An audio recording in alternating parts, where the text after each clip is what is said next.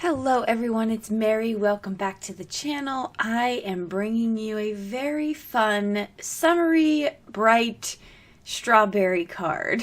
I think this is going to be a very simple card video.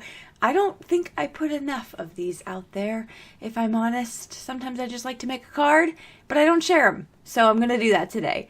All right, let's get started. So I have the Sweet Berries die set. This one is from scrapbook.com, and I cut everything out in white. Now, a lot of people do this multiple ways. You can cut them out in the colors you want, or you can cut them out like I did in white, because I can run them all through my die cutting machine at once, and then I could color. So either way, I think it's probably the same amount of time. I'm choosing to do some ink blending coloring, which I think is super fun. So I just placed down my slick mat there. That's from the Tim Holtz glass mat. It's just like the replacement piece. But any surface you have that you can ink blend on works great. And I'm going to use two different reds. So I'm using Lumberjack Red? It's called? No, Lumberjack Plaid and Candied Apple. And I am just going to put the Candied Apple, which is the lighter color, first. I'm going to go back in, same brush, and I am going to just add that lumberjack right to the side there. I think that's so fun that you can get just this little bit of depth with your coloring just by adding a little bit to the side. So it's sort of like the concept of shading. If you're interested in seeing more detailed coloring, I do have a video coming out. It'll likely be linked at the end of this video when it finally releases, or you can search my YouTube channel. But I'm going to be doing some Ohuhu coloring because I have not done alcohol marker coloring in a long time. So as I was sitting down to make all these cards, I actually broke it down into a few different videos. Okay, so I get through my coloring, and now I'm getting smart because these items are a little small. And so I am going to share this tip with you about putting some tape right down there and then placing your little items right there on the tape. So that is something I highly recommend because these were just shifting all over the place and my fingers were getting covered in ink, my nails, and so this is just a nice, quick and easy way to do that. So I'm just using some of that yellow tape. I think that's the tape, best craft tape ever. I don't remember who makes it, but low tack painter's tape would work. Anything you have is fine. Then I'm going to take the backings of the strawberries, because the strawberries come one die with the holes in it, one die flat, and I'm just going to cover that with a Sharpie marker, nothing too difficult here, and I'm going to then have the black dots. Now, I was eating strawberries the other day and I realized those dots really aren't black. They're kind of like a greenish, but we're just going to go with it because that's what I had. That's what I did. And card making is not very often realistic in my world. So now we're moving on to the basket.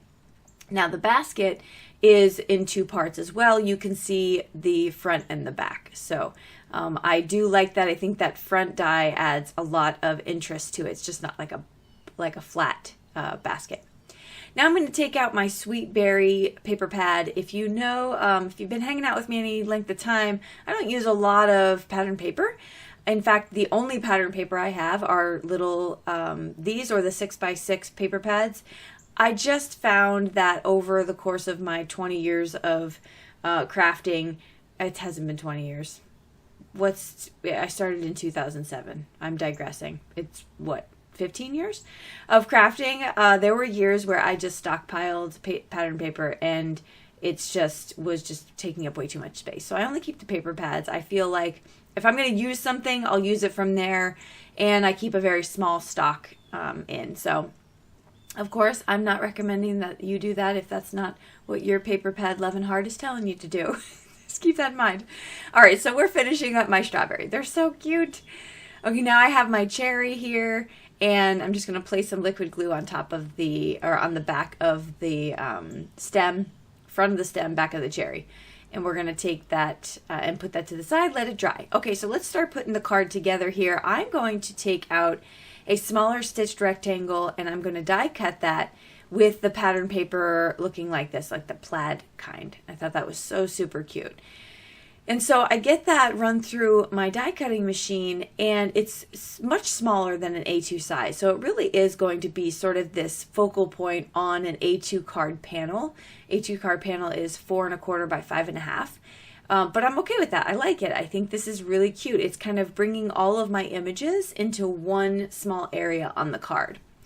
I'm going to take some liquid adhesive. 𝗦𝗡𝗡𝗦 art glue is my favorite by far, and I'm going to place that down onto the basket. Now I'm sure there are some more fun things you can do with this basket, but I'm just going to keep it simple today. Like I said, this is a very simple die cutting card, not much stamping except for this. Now let me give you another tip here in this video. If you want to make sure that your stamping is exactly how you want it on your card, put a piece of acetate over the piece that you're going to stamp. Stamp the acetate first, and then you would be able to see if anything was crooked or off kilter. That's the same as crooked. Okay. Now I'm going to take a look here, and it looks just how I want it. The berry's crooked on purpose, but the you are or you're so is not. So it's perfect. All right, I'm going to use some VersaFine Clair Nocturne ink. This is my favorite ink for using, it's for doing sentiments. It's a pigment ink, so it's very juicy, it's very clear, crisp, love it.